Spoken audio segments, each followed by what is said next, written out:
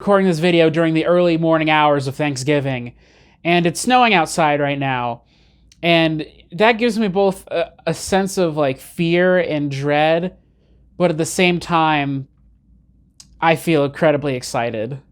So since it's been a year since I've made the original You're a Mean One documentary, part 1, I just want to talk about what really inspired me to make those videos and how that success has really affected me and why I keep making videos after that. And yes, I know the title is a ripoff of Best Guy Ever's Anatomy of a Meme video. I actually have a friend on Discord who's actually a little bit peeved at me for making so many Grinch Leak videos, so I promise this is about more than that. Well, for all my stupid stories, I gotta give some context.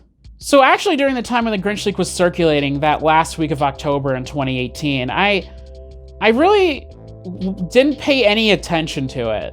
Now that probably was surprising to all of you, because I really go into a lot of meticulous detail during my videos about how there's like a lot of little pieces of evidence that seem to support it while it was happening, but ultimately just kind of seem like non-starters when you look back in hindsight. I was actually really busy with school that week because I was trying to get ahead on homework, because I knew like the last half of November, early December, I would just get so burnt out and I was demotivated that I thought it would just be better if I had just got all my homework done ahead of time.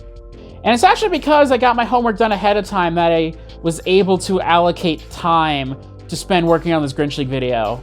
I remember from this period that once I got done with class for the day, during this 2 to 3 week period, that I really spent a lot of time, like 3 hours or more on some days, just like trying to find specific clips from different YouTubers and try to put them together to explain the story and reorganize them or extend the clips or cut the clips. Now, this amount of passion put into something so obscure in the grand scheme of things seems highly irrational, but I just was really kind of bored when I made it, and I really had no homework to do the last month and a half of the semester. Now, what drew me to spending this much time on such a minor pedantic thing was just how incredibly odd this fake leak was. How the way that this leak came about and how it just got lucky with a lot of the coincidences that happened around the same time, and just sort of the internet drama around it and how people were sort of behaving in defense or against it.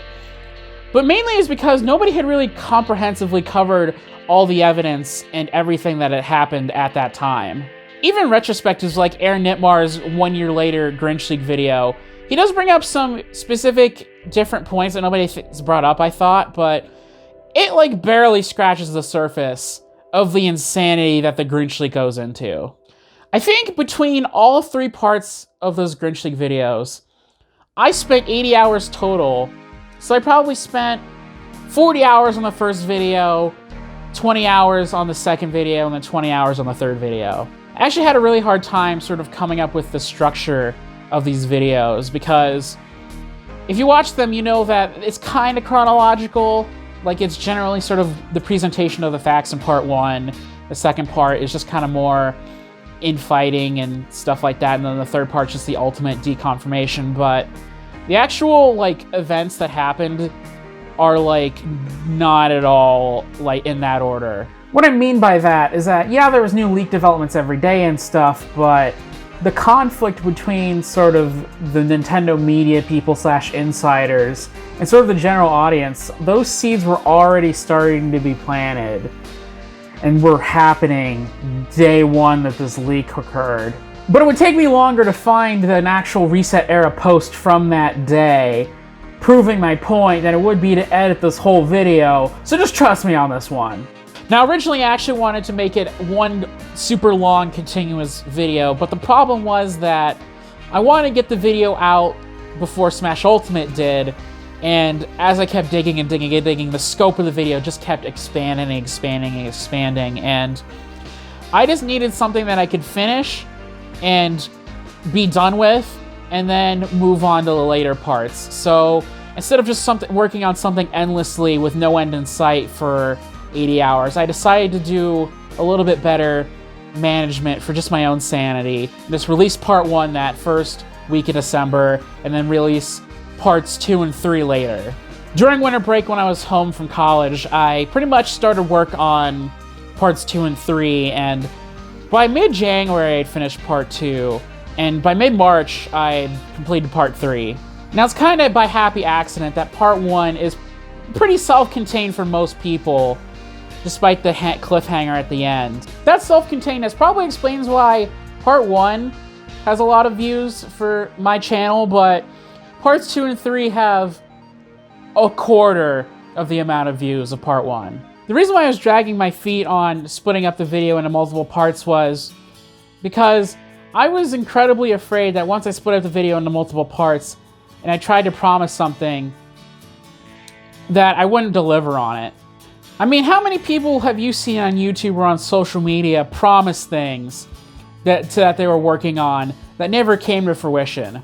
I don't want to end up like those kinds of people because I've seen it happen so many times, and I just was fearful of that, so I just worked on part 2 and 3 as hard as I could, so that way, even if it wasn't necessarily the best quality, I could at least say that I fully delivered on my promise. What's incredibly funny is that actually, I didn't have that much experience with Adobe Premiere prior to making that Grinch Leak video.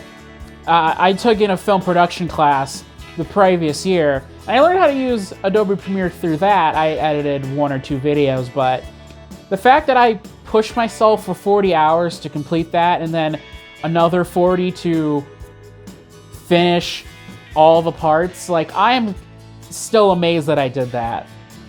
And I really have those videos to thank, because if it wasn't for those videos, I wouldn't have really realized the love and passion that I have for video editing.